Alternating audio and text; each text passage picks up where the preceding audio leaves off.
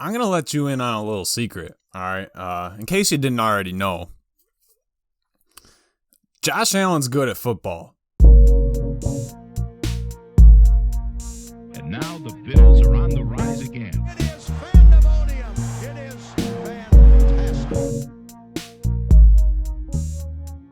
Alrighty, folks, welcome back to another episode of Good Neighbors Sports. As always, my name is Austin Hinton, and if you don't already know, we talk Buffalo Bills football here, and if you like the Buffalo Bills, which it's hard to not like them after these three preseason games, man, if you like the Buffalo Bills, subscribe to the channel, drop a like. We're going to be making videos all season long, and, well, hey, this was our final preseason game of the season, home game against the Packers.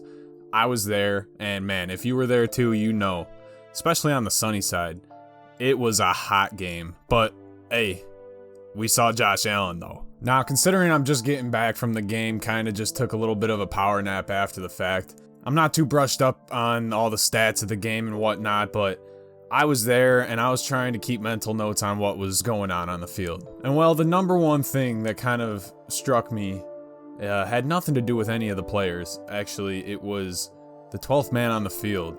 It was the fans in the stands. It was a nearly full stadium for the preseason, and it was loud. Holy cannoli.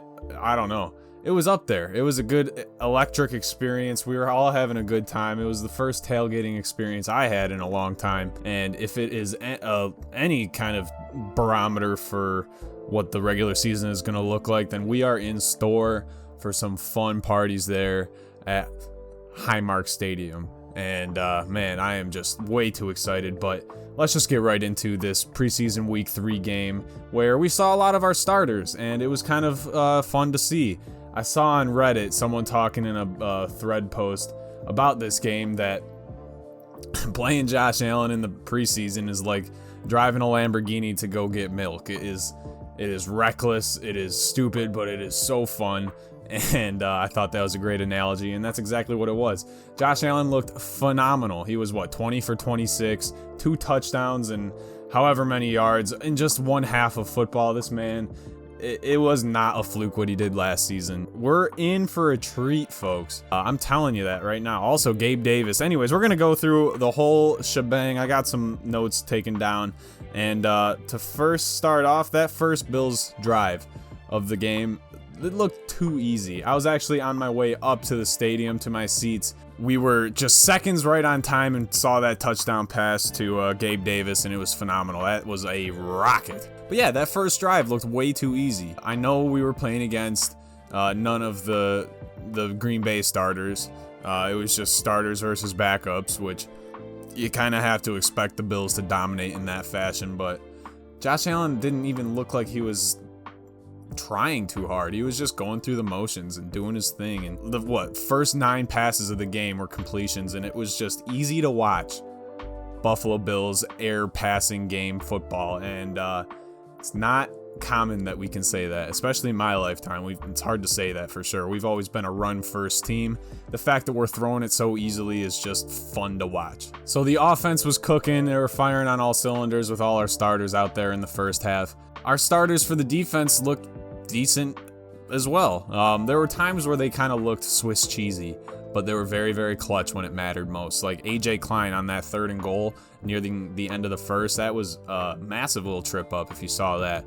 And then they go for it on 4th, and we just stuff them there too. It was a good clutch defense effort.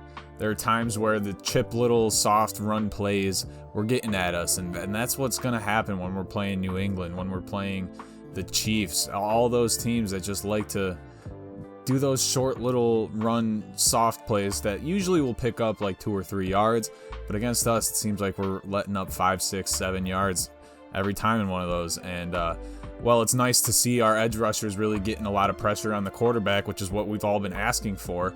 It does leave those soft plays up for grabs, and it's up to our secondary to kind of muffle those as best as possible. And speaking of our secondary, Micah Hyde with that interception in the end zone, that was more so a big fault of Jordan Love. He just lofted it up there and sent a prayer, and well, in Highmark Stadium in the 716 in the Ralph, those prayers aren't being answered unless they're on the Buffalo Bills side. And yeah, it was just a Hail Mary attempt that didn't go right, and Micah Hyde was there for the pick. The Bills didn't let up a single point all game long. That missed field goal attempt was pretty comical. It was a fun game to watch. I was dripping sweat all game. I know everyone around me was as well, but it was a crazy atmosphere. The wave was going pretty much all game long. It was a good time. If you were there, leave a comment down below and let me know where your seats are. I got seasons tickets, and I'm going to be to all the home games, but man, if the season opener against the Steelers is as hot as this one was today, bring water. Drink a lot of water. Be good to your neighbors. We'll get into all of that.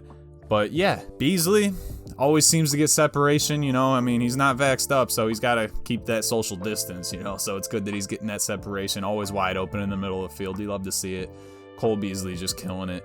Gabe Davis killing it. Zach Moss, too. He's becoming a very, very dynamic runner, in my opinion, and also a very capable receiver. So, I mean, I've got him on my fantasy team, and I wasn't really going to expect too much from him. I actually had him last year as well. He didn't do too much last year, but this year I'm thinking he's going to have a good percentage of the workload behind Singletary and Breida a little bit, but I think he's going to top the charts just a little bit. I know it's going to be a running by committee thing. We're not a fantasy league kind of channel, but hey, you never know. Another takeaway is from what we saw of Davis Webb, he didn't look too great. So it's going to be interesting to see. Obviously, the progression is going to be going Josh Allen, Mitch Trubisky, and then there's Jake Fromm, Davis Webb. We'll see who decides to be our third runner-up there, third stringer, but hey, hopefully we'll never need him. And then after the game, in a presser with Emmanuel Sanders, when asked about Gabe Davis, because Emmanuel Sanders is one of those guys in the league where he can really kind of evaluate wide receiver talent. He's been around for a long time. And his opinion on Gabe Davis was just high marks across the board. He recalled watching his previous season last year, not even realizing that he was a rookie. He seemed just so natural in the league, and everything came natural to him, and he knows how to carry himself, and he's just that red zone threat. And he knows what he's doing. He knows his place on the team, and he's gonna be a star. I'm telling you that much. But other than that, I dipped out of the stadium at the end of the third because, well, it was very hot out, and it seemed like we were just walking away with the victory there. They were not going to see any more Josh Allen or many of the starters anymore. So we saw everything we needed to see. I think this was a very successful preseason. And I guess in the last 8 preseason games that Sean McDermott has been a part of, he's won them all, which, I mean, attribute to any value what you will to that, but I say it's a step in the right direction. What I can take away from this preseason, first and foremost, is 1, the fans are ready. No one's going to be able to hear any cadences off the rip when we got a full stadium, let me just tell you that. Second, our depth is crazy. So there's going to be a lot of kind of sad releases that have to be made. We have 80 people on the roster right now, and we got to cut that down to 53 by Tuesday at 4 p.m. And that's sad, but also over half of those cuts are going to be brought back in one form or the other on the practice squad, whether it be from the roster right now or other people's rosters. So it's a good problem to have, because we're going to have to cut some good players, or actually pick up a couple draft picks from good players that might get signed to other teams, which is huge, because it seems like Buffalo is now a place where we can develop players and offload them for value, and it's kind of cool to see. Other than that, I just want to say that I am ready for the regular season. The home opener against the Steelers is going to be wild. I got my first taste of tailgating in a long time, so I'm ready for that. I was flipping burgers, I was flipping chicken breasts, I was chugging beer, playing games. It was a good time. And if you're out there in the grass lot, I'll see you there too. But as always, be good to your neighbors, and go Bills.